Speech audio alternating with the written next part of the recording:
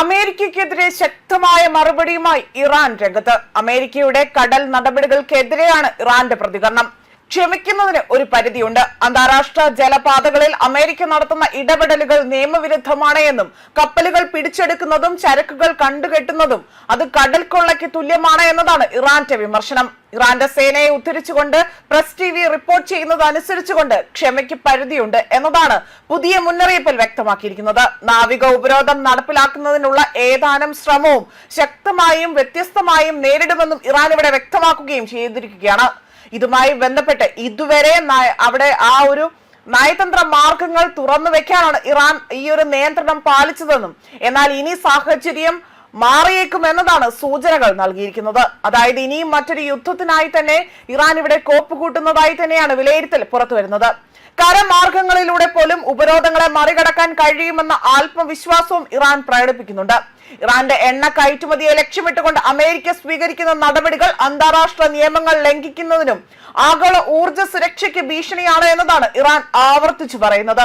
ഇത്തരത്തിലുള്ള നടപടികൾ തുടർന്നാൽ അമേരിക്ക അത്ഭുതപൂർവമായ തിരിച്ചടികൾ നേരിടേണ്ടി വരുമെന്ന ശക്തമായ മുന്നറിയിപ്പോടെയാണ് ഇറാന്റെ പ്രതികരണം പുറത്തുവരുന്നത്. അതേപോലെ തന്നെ തങ്ങളുടെ ദേശീയ താൽപര്യങ്ങൾ സംരക്ഷിക്കുന്നതിനും അമേരിക്കയിൽ കടന്നുകയറ്റങ്ങളെ പ്രതിരോധിക്കുന്നതിനും അവിടെ സൈനികമായും നിയമപരമായും സാധ്യമായ എല്ലാ വഴികളും തേടുമെന്നും റിപ്പോർട്ടുകൾ വ്യക്തമാക്കുന്നുണ്ട്. വാഷിംഗ്ടൺ ഇത്തരം പ്രകോപനകരമായ നടപടികളുമായി മുന്നോട്ട് പോവുകയാണ് എങ്കിൽ അതിന്റെ പ്രത്യാഘാതങ്ങൾ ആഗോള വ്യാപാര പാതകളെയും പ്രാദേശിക സുരക്ഷയും ബാധിക്കുമെന്നും അത് അമേരിക്കയ്ക്ക് താങ്ങാവുന്നതിലും അപ്പുറമായിരിക്കുമെന്നും ഇറാൻ കേന്ദ്രങ്ങൾ സൂചിപ്പിക്കുന്നു. ഇറാനിൽ ഭരണ അട്ടിമറിക്ക് അമേരിക്ക ശ്രമിച്ചുവെന്നതും പാർലമെന്റ് സ്പീക്കർ ഇവിടെ വ്യക്തമായി വിശദീകരിക്കുകയും ചെയ്തിട്ടുണ്ട്. അതേപോലെ ഇസ്ഫഹാനിൽ സേനയെ ഇറക്കാൻ അമേരിക്ക ശ്രമിച്ചുവെന്നും ഇത് ദയനീയമായി തന്നെ പരാജയപ്പെട്ടുവെന്നും ഗലീബാഫ് കൂട്ടിച്ചേർക്കുകയും ചെയ്തിട്ടുണ്ട്. പരമോന്നത നേതാവിന്റെ നിർദ്ദേശങ്ങൾ അനുസരിച്ചുകൊണ്ട് തീരുമാനങ്ങൾ ഏറ്റെടുക്കാം എന്നതാണ് ഇപ്പോൾ വിശദമാക്കിയിരിക്കുന്നത്.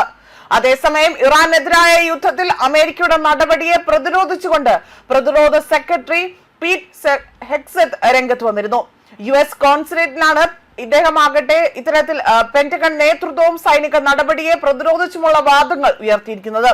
ഇറാൻ യുദ്ധത്തെക്കുറിച്ച് കടുത്ത ചോദ്യങ്ങളായിരുന്നു US കോൺഗ്രസിൽ അദ്ദേഹം നേരിട്ടത്. യുദ്ധം എന്തിനായിരുന്നു എന്നതാണ് ജനപ്രതിനിധികൾ ചോദിച്ചത്. ഈ ഘട്ടത്തിൽ അമേരിക്കയുടെ ഏറ്റവും വലിയ ആ ഒരു പ്രയോഗങ്ങൾ ഡെമോക്രാറ്റുകളും ചില റിപ്പബ്ലിക്കൻ അംഗങ്ങളുമാണ് ഇത്തരത്തിൽ വലിയ രീതിയിൽ ഒരു ആരോപണം ഉന്നയിച്ച് ഇദ്ദേഹത്തിനെതിരെ വന്നിരിക്കുന്നത്. അതേപോലെ തന്നെ വലിയ രീതിയിൽ ഇറാനുമായുള്ള യുദ്ധം അമേരിക്കയെ സംബന്ധിച്ചിടത്തോളം തന്നെ വലിയൊരു പ്രതിസന്ധിയോ അല്ലെങ്കിൽ അത് വലിയ രീതിയിലുള്ള ഒരു അനാസ്ഥയോ അല്ല എന്നതായിരുന്നു പീറ്റ് ഹെക്സെറ്റ് ഇവിടെ വിശദമാക്കിയത്. ന്യൂസ് ഡെസ്ക് കർമ്മ ന്യൂസ്.